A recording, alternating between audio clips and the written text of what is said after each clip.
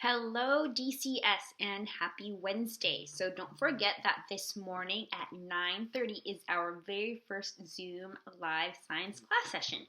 So I included the information of how to join the Zoom session both in your emails in Google Classroom and in this agenda.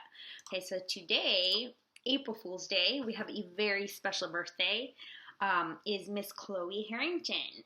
So Chloe, this is for you. Happy birthday. It's your birthday. Let's celebrate from the garnet to the gold with a smile on your face for the human race and a party all over the place. Happy birthday. Happy birthday. Happy birthday to you. So happy birthday, Chloe. Alright, so body systems. So you guys watched a video about body systems yesterday, and this time the link was working, so I'm really glad for that. And you were asked to do the before video discussion questions. So well done to Chloe's a birthday girl, to Naomi She and to Helen Chavez for letting me know that they did very well on those discussion questions. And also I want to share that scientist Gregory Johnson plans to do a pamphlet on the digestive system.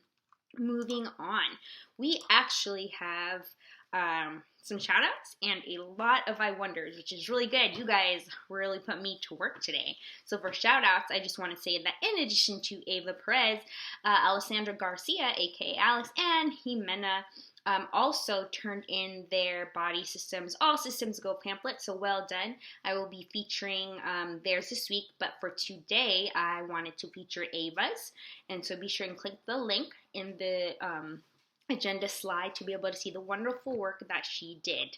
All right, now moving on to the I wonders. So I have actually four slides worth of I wonders.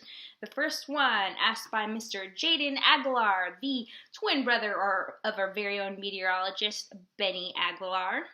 So he wanted to know that if hand sanitizer claims to kill 99.99% of bacteria, what happens to that other 0.01%? He wants to know, well, basically where those germs go. So the germs don't go anywhere. They basically just remain on whatever surface the hand sanitizer was used on. And don't forget that I mentioned yesterday, so hand sanitizer doesn't necessarily kill 99% of the germs that are on your hand. They sort of just help remove disease-causing bacteria. But even if that were true and it did kill exactly 99.99% of bacteria on your hands or whatever surface the hand sanitizer is used on, the remaining 0.01% merely just stays there. Okay, next one we have, Alex Castro. So if you wash your hands, does that mean you get rid of good bacteria as well? And the answer, Mr. Castro, is yes. You actually have friendly types of bacteria on your hands that help with your skin's defenses. So obviously, when you wash your hands and the physical action of scrubbing with soap and water and that friction gets all of that bacteria off, it gets bacteria off of your hand regardless of whether it's good or bad. But I think in this case, it's better to get rid of all the bacteria because that means getting rid of the bad bacteria, which can cause sort of disease. All right, next one we have Miss Taylor Sansaver. She wants to know how many pairs of ribs are attached to the spine, and most people, the majority of people, I don't know what percent, but in general, you're supposed to have 12 pairs of ribs. All right, slide number 2 of the I Wonder. You have Mr. Sean Saldate. What makes your calves so strong? So basically a diet filled with protein is really good for building muscles, but I did include a really cool link that I found on YouTube for a 5-minute high-intensity interval training workout to build some nice and bulky calf muscles. So I think I'm actually going to try it. So if any of you guys want to join me, feel free. I also included the link to another video that gives more of the science background, as in the physiology and anatomy behind calf muscles, what they're used for, and how to actually increase muscle mass in your calves. All right, next up we have Naomi. So Naomi wants to know, can we store oxygen in our body and then use it whenever we need it? And the answer is no. Because oxygen that is circulating in our body, so oxygen in our blood, is always used.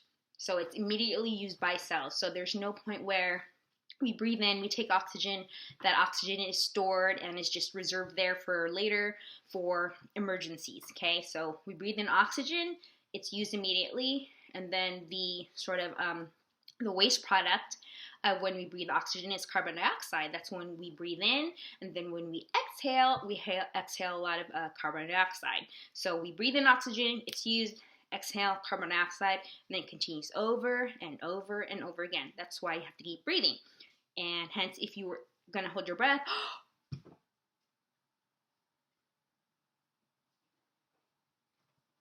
I'm not going to hold it for any longer than that. I'm trying to prove a point.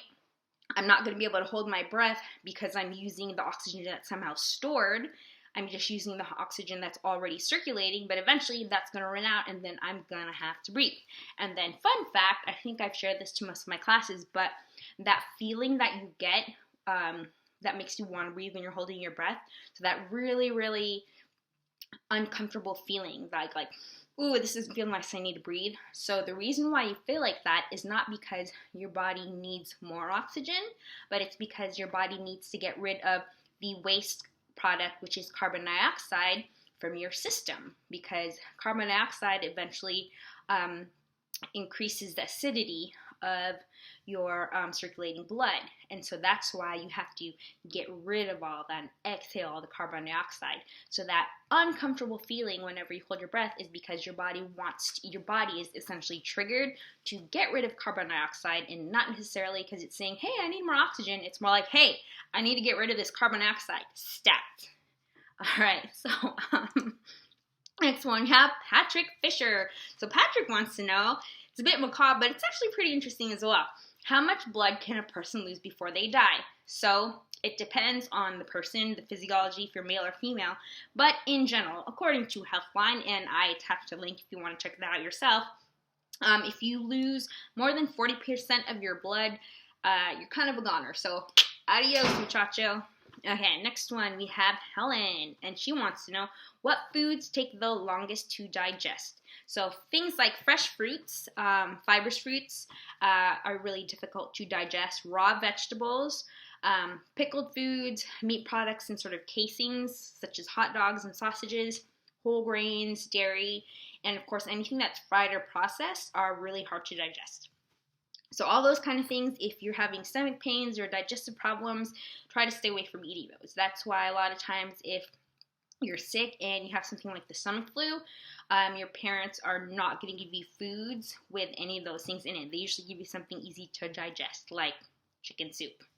All right, last slide.